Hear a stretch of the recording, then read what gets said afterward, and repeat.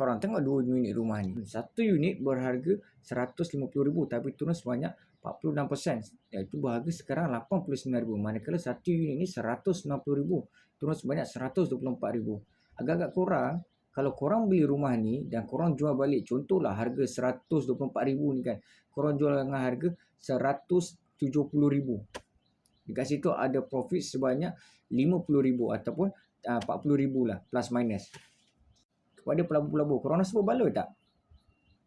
Mestilah berbaloi, betul tak? Bukan senang nak dapat RM50,000 senang-senang macam tu. Tambah-tambah pula, bila mana korang letak harga below daripada market value, mesti ramai orang tertarik. Contohlah, harga market sekarang, contoh kita ambil rumah ni RM190,000. Tapi korang jual harga RM170,000.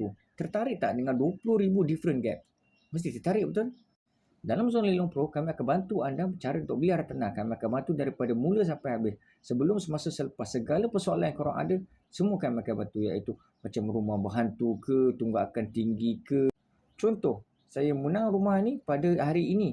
Dan pada 4 bulan selepas itu plus mana untuk memiliki rumah tersebut. Dan next month selepas memiliki rumah tersebut, saya nak jual. Untuk dapat keuntungan RM50,000 tersebut. Agak-agak boleh? Boleh? Tekan link di atas. Kami akan bantu anda mendapat keuntungan berganda-ganda dalam bidang hartanah. Anda hanya perlukan guidance bagaimana untuk mendapat keuntungan yang berganda-ganda. Link di atas ya.